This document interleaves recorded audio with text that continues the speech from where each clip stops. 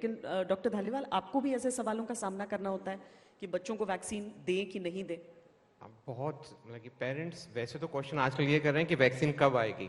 They are all waiting because they want कि बच्चे जिस तरह स्कूल जाएं, उनको कॉन्फिडेंस आए कि स्कूल भेजें उनको.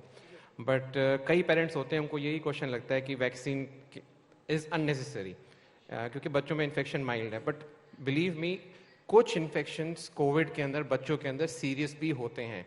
And the only protection other than the social distancing is vaccine. And जब आप स्कूल में बच्चों को भेजोगे, कितना डिस्टेंसिंग मेंटेन करेंगे? इतना हॉट ट्रॉपिकल क्लाइमेट है. सो इट्स बेटर हम उनको सबको वैक्सीन करें. और parents, I think so, they are ready for it. They are just waiting for the vaccine.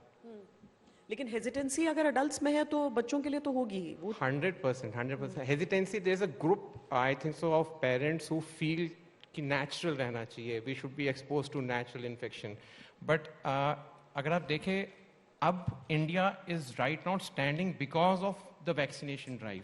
And if the parents understand that, अगर वो पेरेंट्स समझेंगे तो डेफिनेटली हर एक बच्चे को लगेगा. और जैसे बच्चों को लगेगा तो एक रिंग ऑफ प्रोटेक्शन बन जाएगा. जिन जिन बच्चों को वैक्सीन लगा है, they are protecting themselves and others also.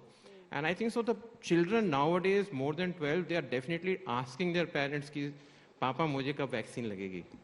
Doctor Sachdev, क्योंकि सबसे अजीब सी बात तो ये थी कि जिन चीज़ों के लिए बच्चे डांट खाते थे सबसे ज़्यादा, कि घर से बाहर निकलो, बाहर जाकर खेलो, क्या अपने मोबाइल में घुसे रहते हो या कंप्यूटर में, वो उल्टा हो गया उसका 1 साल के अंदर.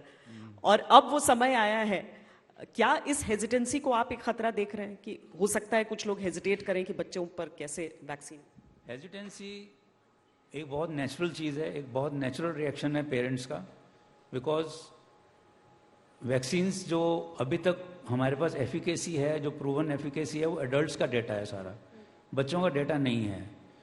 दूसरा, बच्चों के लिए इम्यून सिस्टम है that is different from the adults. बच्चों का इम्यून सिस्टम डेवलप हो रहा है, इवॉल्व हो रहा है. सो वो वैक्सीन को कैसे रिएक्ट करेंगे, उनके साइड इफेक्ट्स किस तरह के होंगे, whether the vaccine is domestic और इट इज़ फॉरेन, उसके ऊपर भी विचार होगा पेरेंट्स के दिमाग में कि भी हम कौन सी वैक्सीन लगवाएं.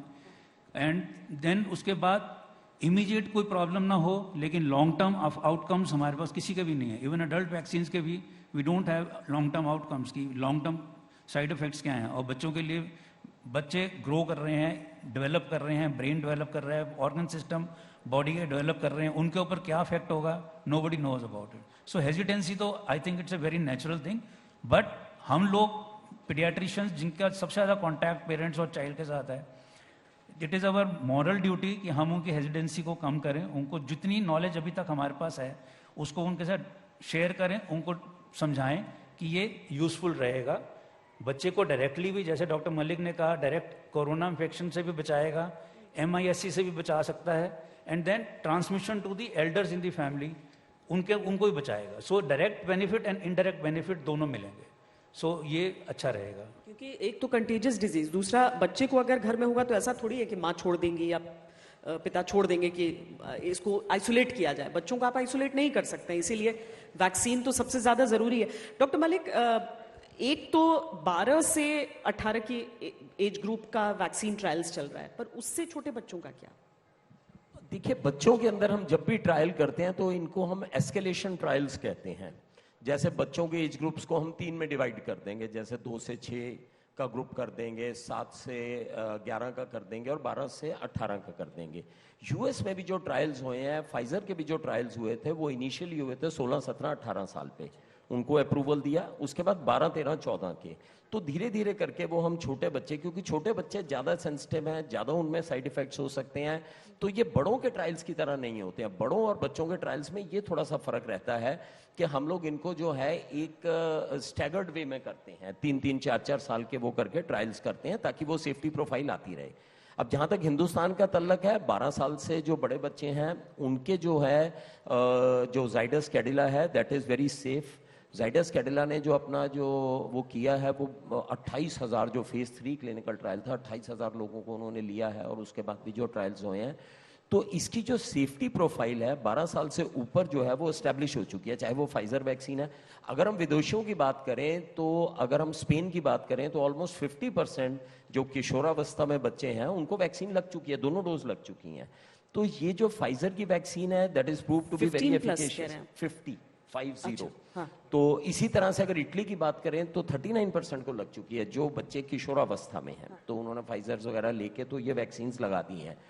तो ये जो अब जहां तक हिंदुस्तान का तल्लक है, मुझे नहीं लगता कि आने वाले 4-5 महीने में 5 साल से छोटे बच्चों को भी हम वैक्सीन लगा सकेंगे, क्योंकि अभी तक जो ट्रायल्स हो रहे हैं वो बेसिकली मोर देन 5 इयर्स के ऊपर ही ज़्यादा ट्रायल्स हो रहे हैं, और फिर वैक्सीन की अवेलेबिलिटी के ऊपर भी निर्भर करता है।